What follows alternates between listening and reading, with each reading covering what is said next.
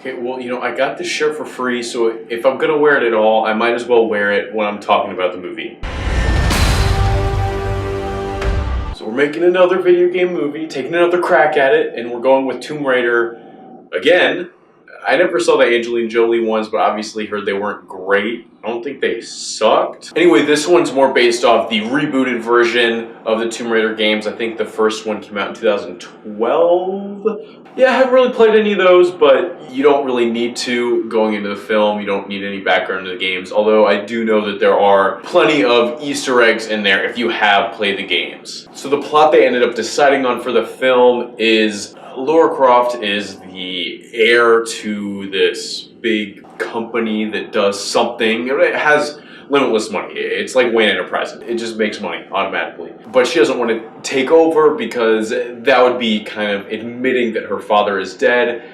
After her father has been gone for 7 years, she's just not ready to face the facts yet. But there's a sudden push to get her to sign over the company, and she ends up stumbling on this clue that tells her about this secret adventurous life her father had, and she decides to go follow him in search of this evil deity that he was trying to find and stop from having its evil spread across the world. So, it's pretty basic adventure plot. Just there's a big evil ancient artifact that we're trying to find, and if the bad guys find it before we do, then evil will be released on the world and we'll all die. And it's honestly takes a lot of the same beats as The Last Crusade does. There's the whole like, oh, we have to face 3 trials before we get to the end of the tomb, and we have to use our journal to get past the clues, and we have to use our wits more than strength and brute force. I knew it was going to be pretty standard as far as that goes,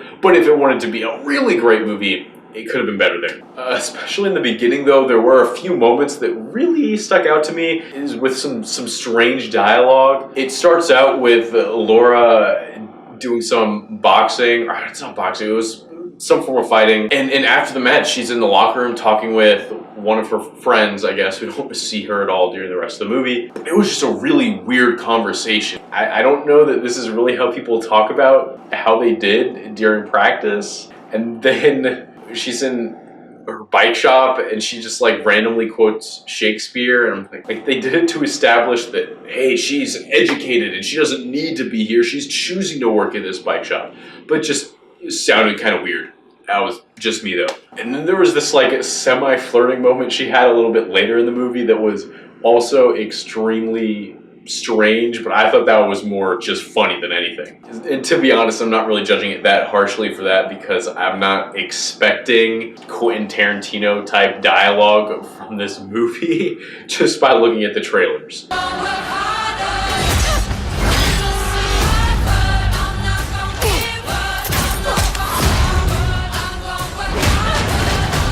Performances, obviously the main one, Alicia Vikander as Lara Croft. Vikander, most known for Ex Machina and The Danish Girl, also was a Man of Uncle, if you saw that one. She was easily the best part of the movie for me. I mean, she screams in pain a lot. She goes through a lot of physical injuries in this film, and each time she went through one, I was like, ooh.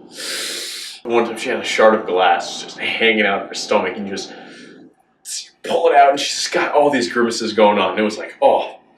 And I really enjoyed her in the action scenes too. Obviously some of that stunt work and good editing, but I just thought she had a really great commanding presence in those moments. There were a few times when the movie tried to get emotional. I don't know if it really quite got there, but there were a few times where I was close to really get invested in what was happening, and a lot of that was because of what Alicia did. And outside of her, there's not really a whole lot to talk about. She has one person that she travels to the tomb island with, and he's kind of leaves after the opening moments on the island. It just felt weird because he was just gone, and he comes back at the end, and that led to him being kind of forgettable, even though while he was there, he was fine. The villain I actually did like. They did a great job of kind of making his character where he was clearly not a good person, but there were a few moments where it seemed he was at least a little bit redeemable, and then at the end they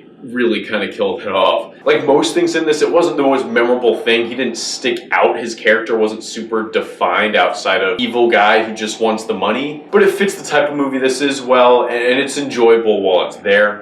The last big character is her dad, who, opposite of her buddy from the beginning of the movie, Dad shows up halfway and then is there through the end. He's where kind of more of the emotional moments come in, and he's played well again, but it's just like all the other side characters, there's just nothing that makes them special, nothing that makes them stand out. They're not bad. They make me enjoy what's happening. I'm not going to remember them 2 days from now. This film's really at its best when it's just Laura going through action scenes towards the middle and the end of the film. I think maybe it spent a little bit too long in the beginning trying to kind of establish her and how she ends up getting to the island. And then I definitely thought it was 5-8 minutes too long at the end. It kept going, trying to reveal this twist to set up a sequel. 5 minutes earlier, they had a perfect chance that still set it up for the sequel, but they were like, wait, we need to make sure every single person knows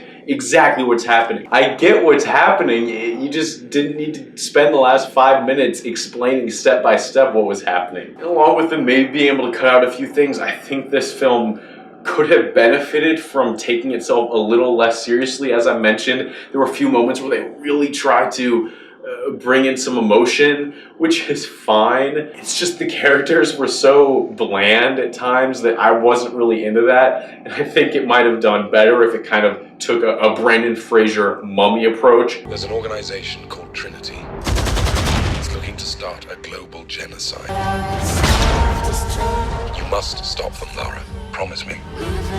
I mean, this certainly isn't going to be the best video game movie. Mortal Kombat still holding that throne down tight. But I thought it was a very serviceable action movie. Nothing in this breaks new ground. The only standout thing was Alicia Vikander. But I certainly enjoyed it enough that, you know, I would be down for a sequel. And hopefully they can take kind of this solid groundwork they had and really build it up so that it is something that will stick in my mind for longer than a week. So I think you could check it out if you're into kind of dumb action movies.